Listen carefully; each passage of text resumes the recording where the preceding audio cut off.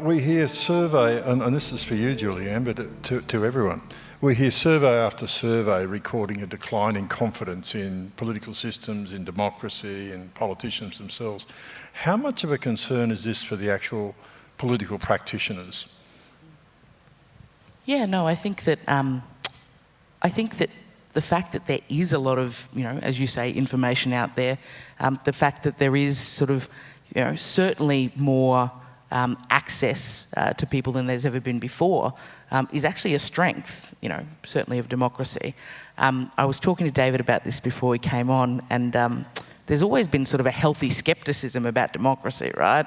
I think it was Socrates who said that, basically that he had some real concerns about this democracy thing in the Greeks, and he used the example of a sweet shop owner. I actually think it was sweet and meats, but I don't think that really translates into modern. I don't know if there are any sweet and meat stores anymore, but essentially a sweet shop owner. Woolworths. Yeah, correct. Well, yes.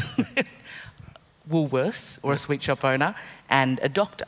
And he sort of said, well, look, imagine that those two people are candidates, and the sweet shop owner says, well, I will give you sweets, and I will, give you these great things, and that doctor will just tell you, no, you can't do that, or here you have to take these pills. And I think that in terms of, his analogy, his fear was always that when there is a lack of education and when there is that lack of understanding in those institutions, that the whole system is susceptible to the sweet shop owner rather than the doctor.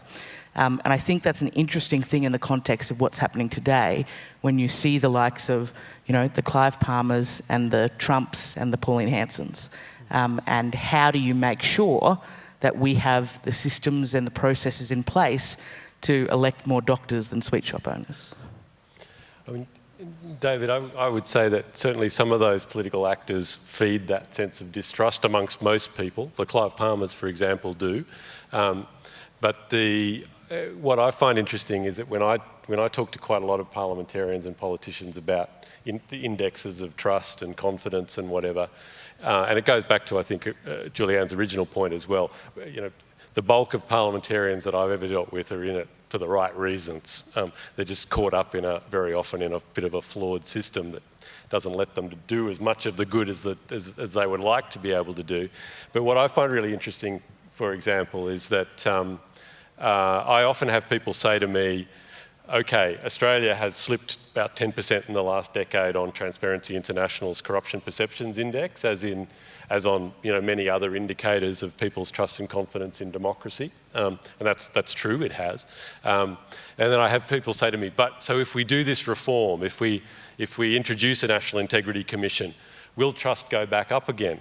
And we've got empirical evidence to suggest that it will, actually, that if people are confident that even if they believe there is corruption or that politics is rigged or whatever, people sort of expect that at a base level, but if they actually see people making an effort to deal with a problem, then their trust will go back up. Partly because it means they can worry about it less now as a citizen, because that other people are actually worrying about it and trying to do something about it.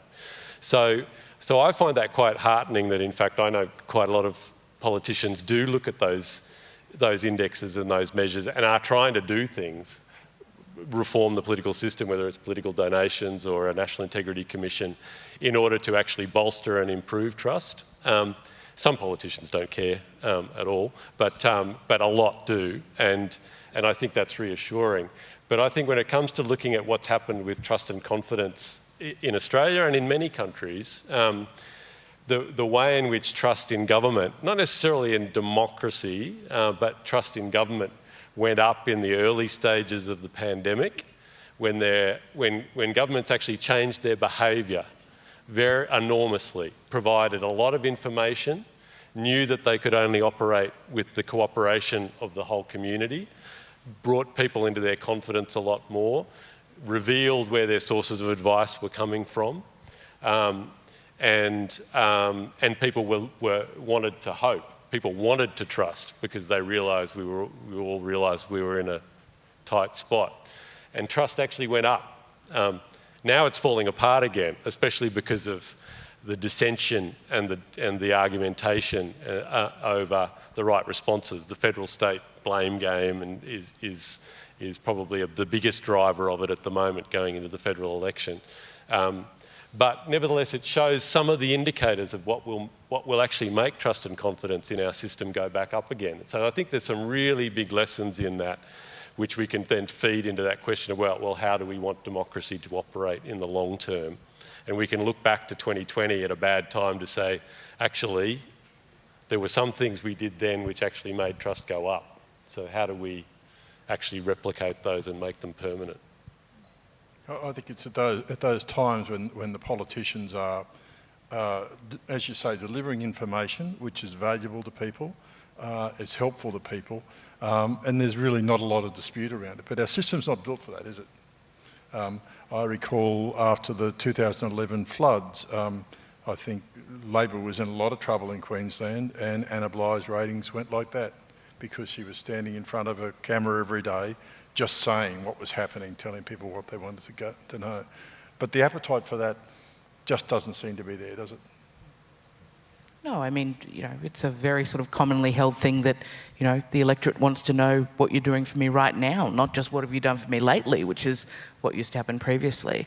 I think that AJ's point is exactly right. What we know is when government is important in people's lives, like during the floods, like during COVID, that we see trust in them go up, yes, but also the appetite for third parties or smaller parties, not a price that people are willing to pay. And we've seen that in the COVID elections, not just in Australia, but across the country, particularly in the kind of critical sort of middle parts of COVID as well.